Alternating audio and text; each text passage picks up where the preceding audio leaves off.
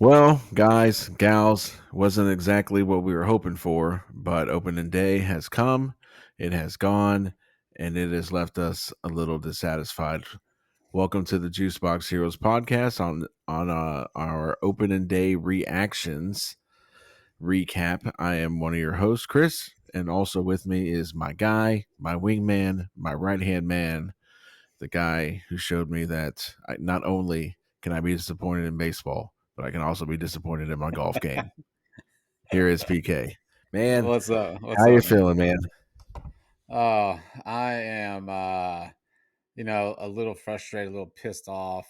Um, when we talked about the three keys of what we were looking for, or my three keys going into this game was, Fromber. What kind of Fromber are we gonna get? We've got to get the, runners on base. We got to bring those runners in. And what is our middle relief going to do to get us to the back of the bullpen? And what the hell did we see today is the complete opposite. Aside from the first inning, two innings, we saw the complete opposite. We saw Frommer come out and, was dealing first couple innings. I'm like, okay, this is the Fromber that I want to see. Saw the offense. Chas McCormick with the two out, bases juice, single up the middle. Then we had let's see what we have. Yonder Diaz had an RBI single. We had Jake the right go yard, and we're looking good. And then Fromber gets into a little bit of trouble, and then he just pees down his leg. Just pees. I mean, zero. What do we have? Like, was it 8 walks today? 8 walks. 8 walks, and he Um, gets. It was at least I eight. apologize for interrupting you, but it was 9 walks. Yeah. So I was trying to make him feel a little bit better, but yeah, 9 walks. And the double plays that he got, if he doesn't get the double plays, he's knocked out of the game even earlier, And then we bring in Seth Martinez. I get it. This is all we have at the moment. He doesn't do much better. Presley in a new role. I mean, when did we think that we would ever see Presley coming in the sixth inning of a game? Right now, he's coming. He gets brought in to face kind of the heart of the lineup. He gives up a double, ends up giving up a run, and then we have this Taylor Scott guy from South Africa come in. He does his thing, and then Hader does exactly what Hader does: make people look foolish. However, the pitching was just the control was it. I can't even. I'm still frustrated about it because I always knew that there's a possibility for it to be bad because there always is. It's either going to be really good or really bad, right? But this was kind of worrisome, and I know that it is the first game, and I said it in the last episode. I live and die with every pitch, and sometimes I'm ready to quit, and even though I know I'm not going to, but it's very frustrating. So we need to get Abreu back. He'll be back Saturday. Um, the pitching is a little worrisome early out of the gate. I mean, that's just 9 walks is insane. We just handed them the game. And then I was feeling good about Dubon until he got hosed at the plate. I still think it's the third base's coach's fault for sending him. You got to know him. My counterpart over here, of course, puts full blame on the man, the myth, the legend, the number 14. So, Chris, how you feeling about it? Uh, you know, we got off to such a fantastic start, and I made the mistake, which I should have known better. Right after the Jake Myers home run in the second, I just had to send my cousin a text message saying, "Hey man, Cortez is looking fantastic right now." And of It's all your course, fault. he's not even watching the game. He's like, "Oh, that's fantastic." And I was like, I don't think he's watching." But I honestly, like it's a good thing that we didn't do this reaction right after the game Oh God, yeah. because like I mean, like I was just sitting here thinking like, this is the stuff that we've talked about all off season, Mm-hmm. all spring is, this Dr. Jekyll and Mr. Hyde that is known as Fromber Valdez, where, Yep. everything is going to be hinged on which guy shows up. But now that I've had a few hours to kind of think about stuff, I mean, I'm pretty much, yeah, I still feel the same. So not too much has changed. I mean, again, I do try to reel myself in because it has been one start. But as we spoke about offline, I mean, this is not just one start. This goes Yeah. back to he was shelled in spring training. This goes back to his two starts in the playoffs last year where he was absolutely bludgeoned. Where Mhm. the only good key I saw um, as far as Fromber, and really it was a spot of not leaving him in. I Oh, felt yeah, like if this absolutely. was last year, Fromber might have gotten out of that inning, and then Dusty would have set him back out in the sixth inning Yeah. or the fifth inning, and he would have got shelled even more. So, but I'm like, I was waiting to see if you were going to bring it up on Fromber's performance, and you did. It was like one of the first two things you said. Yep. Because my thing is this: is that if you look at it at the glass being half full, yeah, he only gave up 3 earned runs, right?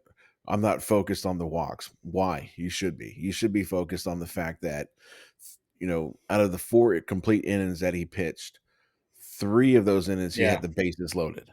So, It's and unnecessary stress on the yeah, pitcher. and here's the thing, thank God he got lucky and had, because if he did not have those three double plays, Uh-huh. you're talking about he could have been gone in the third inning with giving up 7 earned runs. Oh, yeah. So, I mean, he got, in my opinion, he got those, and I don't, maybe I'm going too crazy by saying it's lucky on the ground balls. He still had to make the pitches that hitters still had to swing. But I felt like that one inning that led to the third double play where I think it was, what was it, Judge that got called for the check swing, said that he went all the way Yeah. around. Yep. Man, it looked like that was close, and it looked like they gave it to him. And Well, that you know, umpire was hot garbage anyway. yeah, oh my He god, was dude, that that outside call that he was that calling yeah. But we wouldn't was, get the call all the time, and it was so inconsistent, especially, and I didn't mean to cut you off, but we're no, talking you're about good. umpire real quick.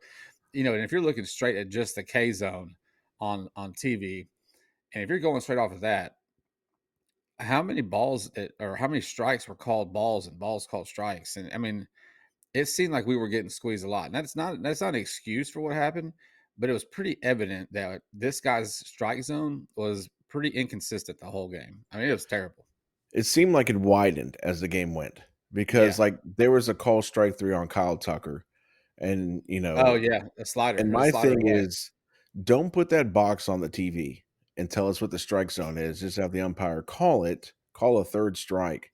That's a good quarter inch outside of that box. I Hmm. mean, the umpire, the home plate umpire, I thought he was garbage. I mean, but like, again, like you said, it wasn't the umpire's fault. I mean, Fromber was, I don't know, him, Seth Martinez, Presley, and for that hot minute that uh, Taylor Scott. I mean, it Taylor looked like Scott. Yeah.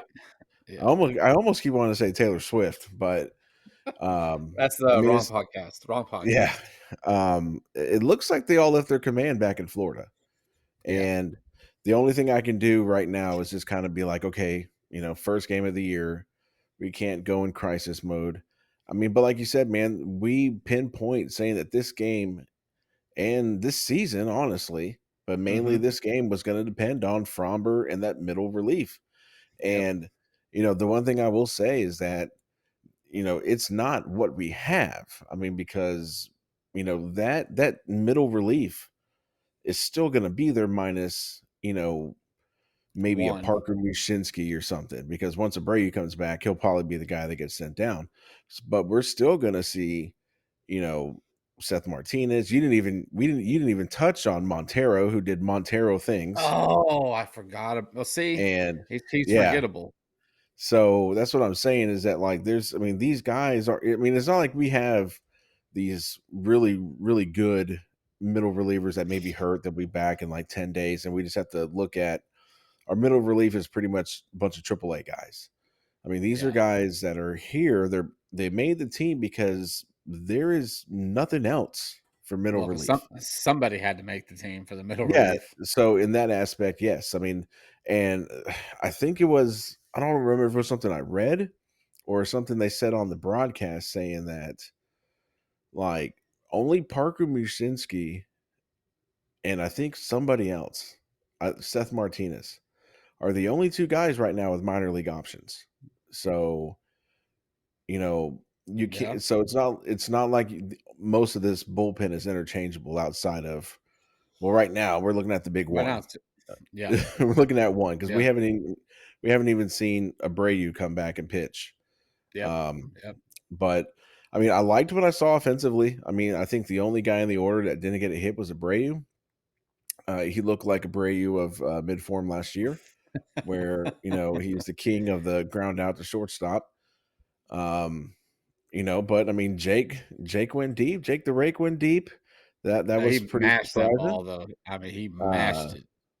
I mean, so offensively, we had 13 hits. I mean, it's just we got after we had those first two innings, it seemed like we got hits when we already had two outs.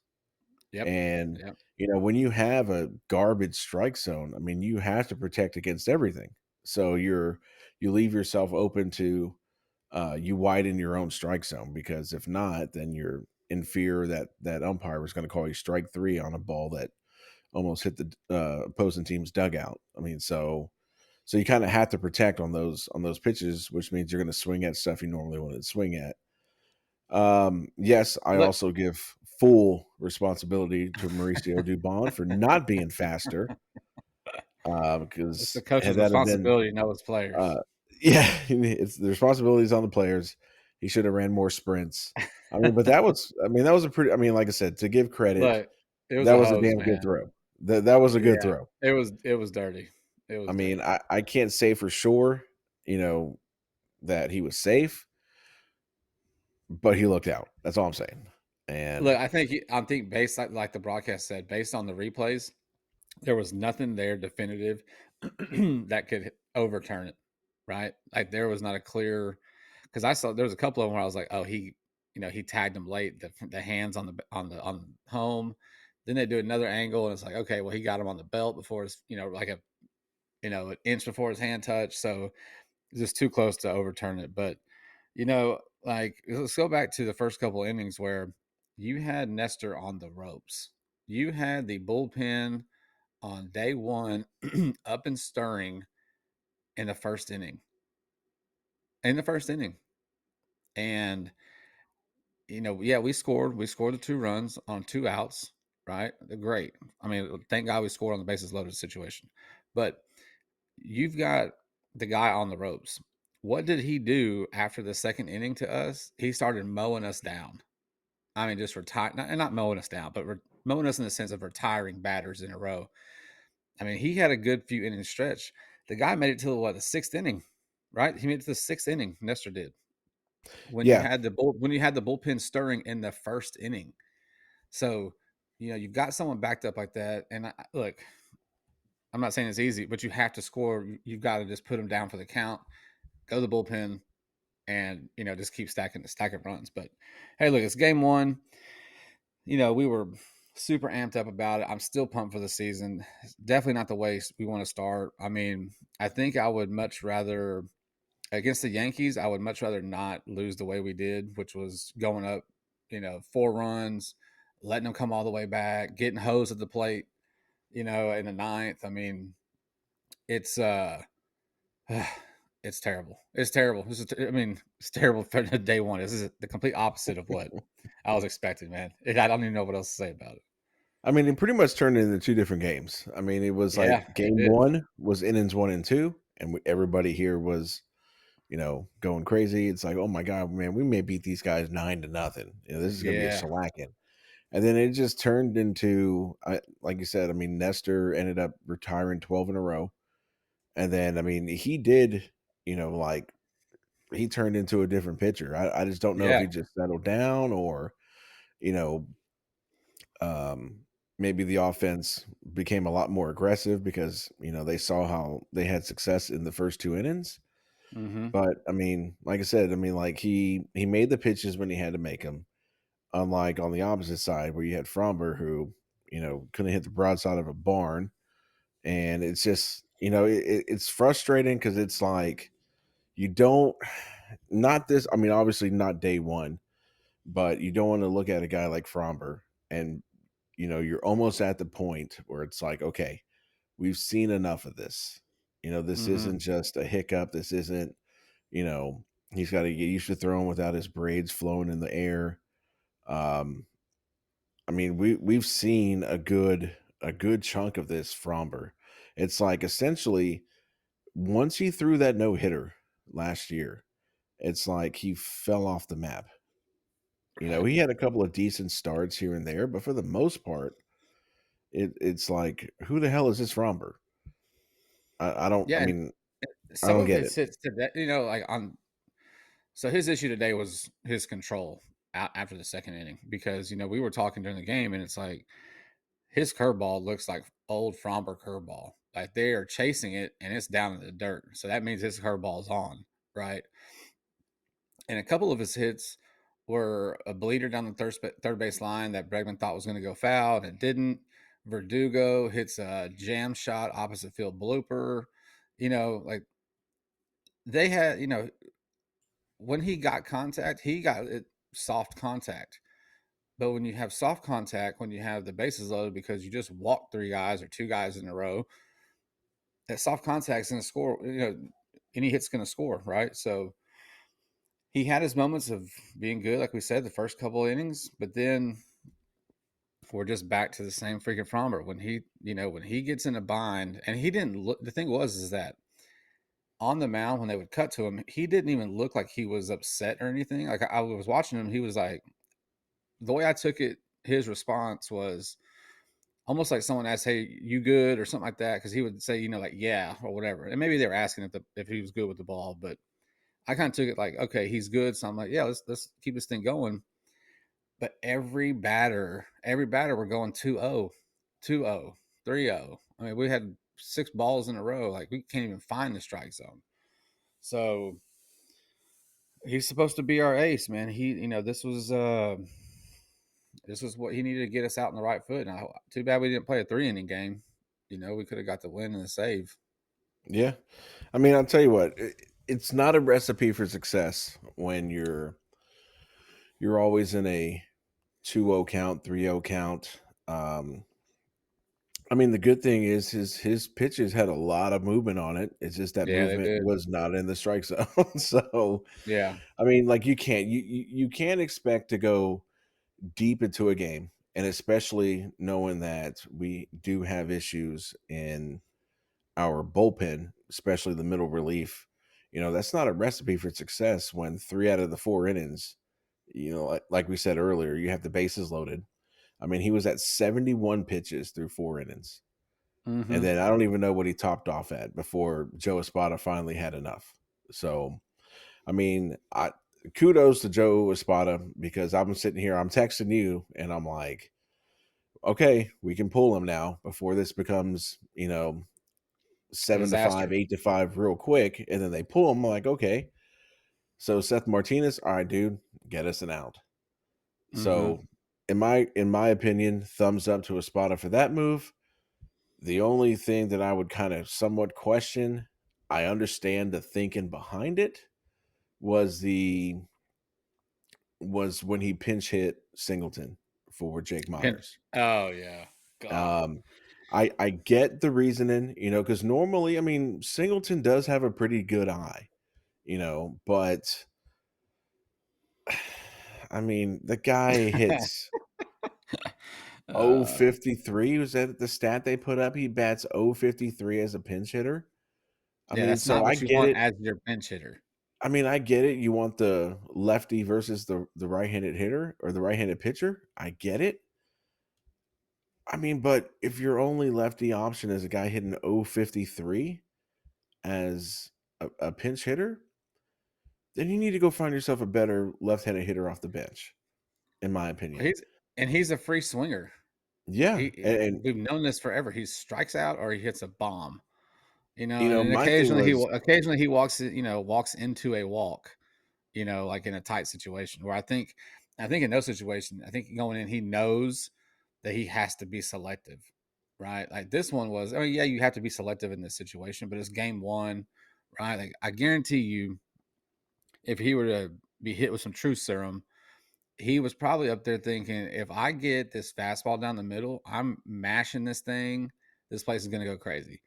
That's the only thing that I can think of because he was so far out in front of this off speed pitch that he hit the two hopper back to the pitcher. Like that was the only thing I could think of was this guy's going to try to get over with the fastball, right? To on start the the count first oh pitch. 1. Yeah. I'm going to jump on this thing, and he threw him an off speed because, well, that's what the Major League Baseball teams do, right? They think the opposite. They do the opposite of what you're thinking because they've got people looking at the analytics of it.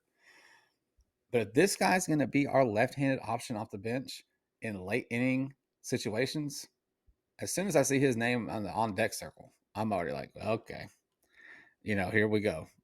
Like I know you don't like Dubon. I get it. Even though that you're the leader of his fan club and you still don't like him, I don't understand it. But the guy hits the ball, man. He hits the ball. It's like the movie Moneyball. Tell me what this guy does. He gets on base, right? The guy gets on base. He might get thrown out at home, but he gets on base. So I understand the matchup thing, like you said, righty lefty, but like you got to have someone that can put the ball in play. Whether it's you just have to. It was really frustrating to see him first pitch swinging, top the ball, two hopper to the pitcher. Okay, way to kill the inning. Good one. So Yeah, like here's here's what kills me is that I don't know what frustrated me more. The Singleton 3 mile an hour, exit velo off the bat to the pitcher on the first pitch, or knowing that I'm going to be told about that Dubon hit. That that's where I'm at in my life. Um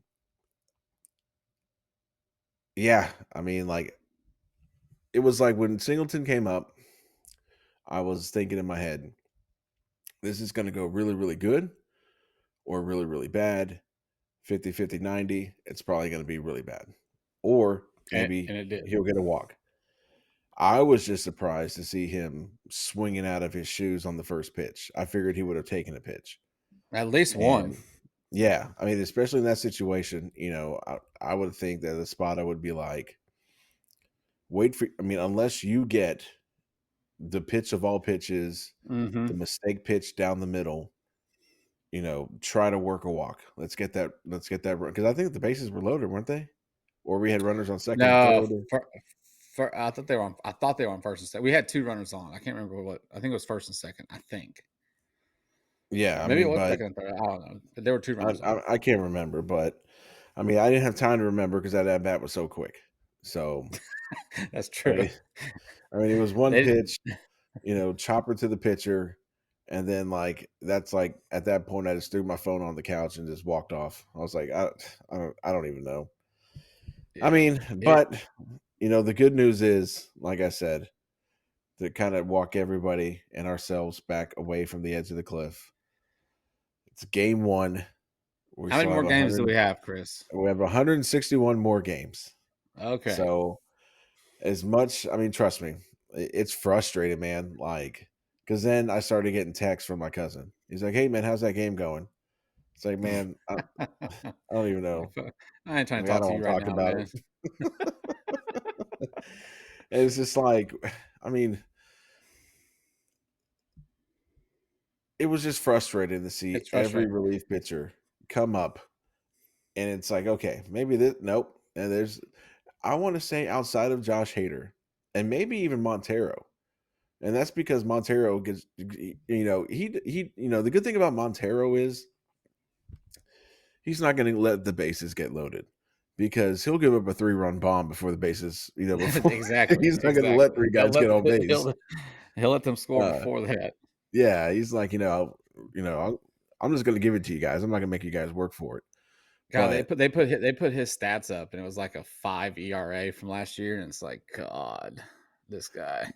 I want to say It's like that the 68 first games he inning, pitched in. I think it was like 68 games he pitched in or something like that. It was like his ERA was like 5. And it's like, oh Lord, this guy's coming in to hold what we yeah, have and then gives up a solo to I don't even know the guy's name. Like, I think it was exactly, their number 8 batter, I exactly. think.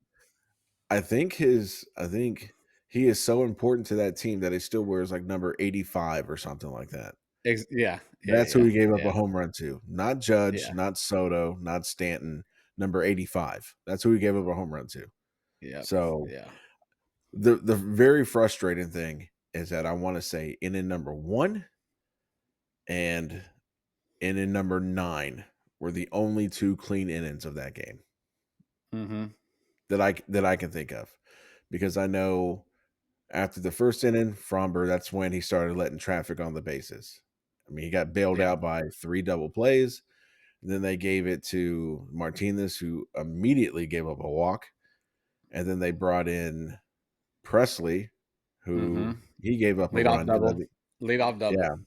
And then after Presley it was the South It was African guy because that's all the broadcast would talk about. He gave up a well, walk. was Montero in between Presley and Martinez, wasn't it? Uh, whatever. It doesn't I matter, mean, but yeah. I mean, he comes in, does what he does, and then the fact that he's still wearing a everybody mask, gave up run. Yeah, everybody gave up runs except for Hater. except for That's it. Hader. He's That's the all you only need to know. guy that came in after the first inning and had a clean inning. Yeah. And looked Yeah, filthy, by the way. that is you know, I'm hoping this was just a one and done thing and it's not going to be a continuation of things to come, but they must address, you can't throw 3 or 4 AAA guys and call that your middle relief. You Yeah. can't. No, you can't. So So, Dana Brown, if you're listening, what are we gonna do about the middle relief, man? I mean, yeah. Yeah, I really don't know because you can have no name guys. You can have the literal no name guys there in the middle, but they'll come in and they throw their gas and they throw their off speed and they get people out. But like our guys don't do that. Montero hasn't done shit since he got his contract 2 years ago. He's done nothing. Last year was a joke. I mean, he had moments last year where he was nails, but overall wasn't good. Seth Martinez, the reason you're up and down is for that reason because you are up and down consistently. You are not consistent. So you have to go up and down. Uh Belak, we can't send you down. Taylor Scott, I have no clue who you are, sir, until today. So congrats on making your first opening day roster and getting a strikeout, but I don't know who you are. So it's just I didn't see anything overpowering from our relievers. Like you know what you're gonna get with Presley, you know what you're gonna get with Hader. Like filthy pitches. Montero, he's gonna hang a slider because that's just what he does. Seth Martinez has all this sweeping crap that he can't control really. It's just like I don't know, man. That part, that middle relief, like we talked about yesterday or last episode, um, is going to be something we really got to keep an eye on. See what the moves they're going to make, and see what we're going to do about it. Yeah, I mean, I'm trying to think of outside of Parker Mushinski, who did they not use in that bullpen? So that's another Belak, thing you got to think about too. Okay, so him and Belak, that's it. yeah. I mean, so now what you've Oh, done, Blanco, Blanco's a starter. no, So Blanco's yeah, in the rotation, so it's just yeah. Belak and So Mushinski.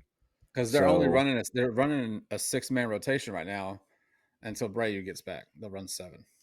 so so with that being said, I mean, like now for the rest of this series, there's no day off. I mean, you're going tonight, you're going to well, you went today, you're going tomorrow night, you're going Saturday, you're going Sunday, then you're rolling right into a 3 game piece against Toronto before your first day off.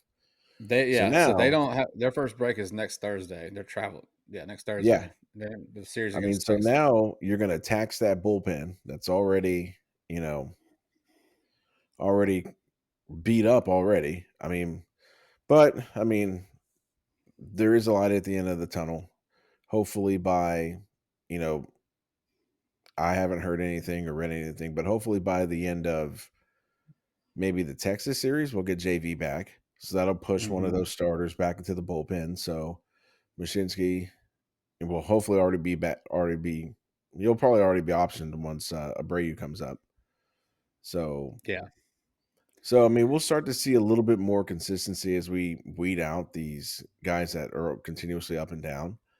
I mean, but you Well, know, Mashinsky's the only other lefty in the bullpen, isn't he?